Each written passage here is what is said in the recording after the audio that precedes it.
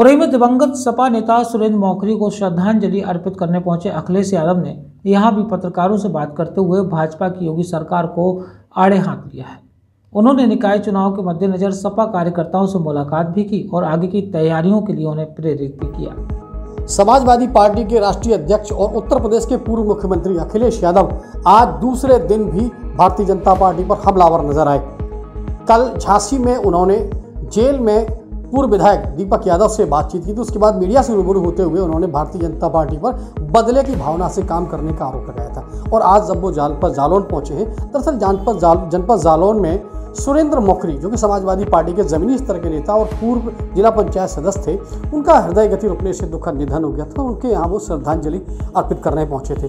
उसके बाद दीपराज सिंह गुर्जर जो समाजवादी पार्टी के नेता हैं, उनके यहाँ पहुंचे हैं और वहाँ पर पत्रकारों से रूबरू होते हुए उन्होंने भारतीय जनता पार्टी पर सीधा सीधा आरोप लगाया और उन्होंने कहा कि भारतीय जनता पार्टी आरक्षण की विरोधी है। और उनका आरोप यह भी था कि भारतीय जनता पार्टी संविधान को खत्म करना चाहती है। निकाय चुनाव को लेकर चर्चा पर उन्होंने कहा कि आज जो न्यायालय का फैसला आया है उससे निश्चित तौर पर कहीं ना कहीं संविधान की जीत हुई है और एक आस बंधी है कि जो न्यायिक प्रक्रिया है उस पर लोगों का विश्वास बना रहे। दरअसल आज निकाय चुनाव को लेकर उत्तर प्रदेश सरकार को झटका लगा है और उत्तर प्रदेश सरकार को उन्होंने जो है ओबीसी आरक्षण का जो नगर विकास जो प्राधिकरण का जो ऑर्डर्स है उसको कोर्ट ने निरस्त किया है और उत्तर प्रदेश सरकार को साफ कहा है कि पहले आप ट्रिपल लेयर आप जो है 3 स्टेप करके आप ओबीसी के आरक्षण की एक आयोग बनाइए, उसके लिए विधिवत करिए, उसके बाद लाइए, तब उसके बाद आप निकाय चुनाव करा सकते हैं। तो यानी कहीं ना कहीं निकाय चुनाव भी अब अनिश्चितकालीन के लिए टले हुए दिखाई दे रहे हैं। तो इसको लेकर आज भारतीय जनता पार्टी को तो खैर झटका लगा ही है, लेकिन समाजवादी पार्टी के लिए ये संजीवनी के एक तरीके से उन्होंने इसको लपका है। समाजवादी पार्टी के राष्ट्रीय अध्यक्ष अखिलेश यादव ने आज कहा है कि भारतीय जनता पार्टी संविधान को खत्म करना चाहती है, आरक्षण को खत्म करना चाहती है। वो नहीं चाहती है कि आरक्षण सही से लागू हो, क्योंकि आज कोर्ट ने भी कहा है कि आपने आरक्षण की प्रक्रिया को जिस तरीके से लागू किया है वो कहीं ना कहीं संदेहास्पद है। और ओपी राजभर यानी ओम प्रकाश राजभर के मुद्दे को लेकर वो आज गोल मोल जवाब देते नजर आए।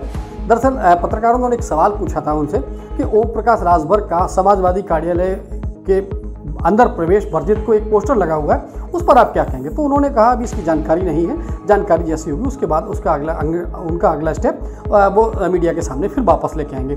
तो कहीं ना कहीं आज उत्तर प्रदेश सरकार पर हमलावर दिखे हैं समाजवादी पार्टी के राष्ट्रीय अध्यक्ष। इसके बाद वो दीपराज सिंह के गुर्जर के बाद से फिर वो जो है महेबा स्थित समर सिंह और गुड्डू महेबा उनके यहाँ पहुँचे हैं, उनके यहाँ कार्यकर्ताओं से बात की है। दरअसल निकाय चुनाव को लेकर भी वो कार्यकर्ताओं में जोश और दम भरने आए थे। उनका कहना यह भी था कि समाजवादी पार्टी किसी के बलबूते पर नहीं, अपने बूते पर निकाय चुनाव लड़ेगी। निकाय चुनाव ही क्या, चाहे वो विधानसभा का चुनाव हो चाहे लोकसभा का चुनाव हो, वो अपने बूते पर लड़ेगी।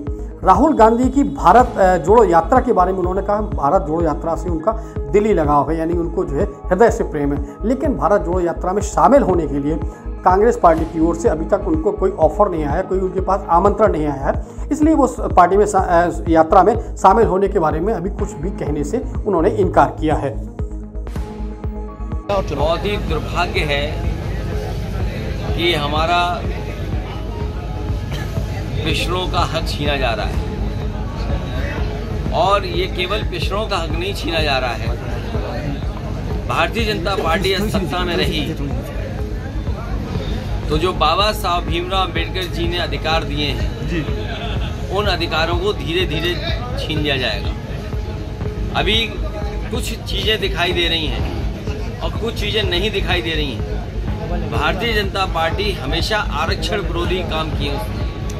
भारतीय जनता पार्टी आरक्षण विरोधी है, पिछड़ा विरोधी है, दलित विरोधी है।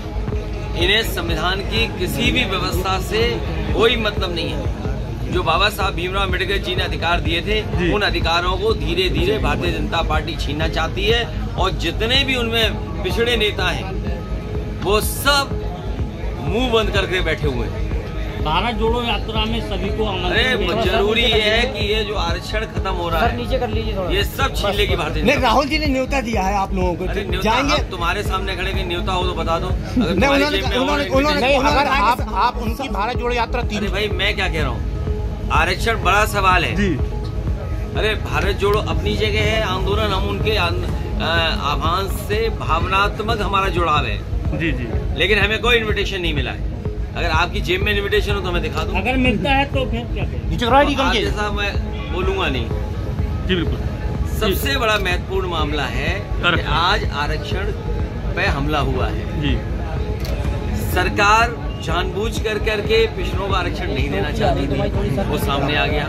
अभी तक तो हम लोग नौकरी के लिए चिल्ला रहे थे कि नौकरियों में आरक्षण छीना जा रहा है। बाबा साहब भीमराव अम्बेडकर जी का जो सपना था उस सपने को तोड़ रहे हैं जी। सब प्राइवेट कर रहे थे, कंपनियां एक एक करके बेच रहे थे। अगर सब सरकारी कंपनियां बिक जाएंगी, नौकरियां नहीं निकलेंगी तो अंतर्गत आरक्षण खत्म। हाँ बिल्कुल। तो और यहाँ तो दिखाई दे गया। हाँ। जो आरक्षण मिलना चाहिए था, अगर सरकार सही तरीके से पैरवी करती, सरकार सही तरीके से पक्ष रखती तो आज पिछड़ों को आरक्षण मिलता।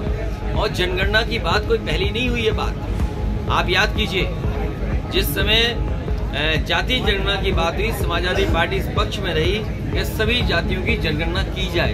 लेकिन आखिरकार भारतीय जनता पार्टी को कौन रोकता है कि जनगणना ना करे? बिल्कुल।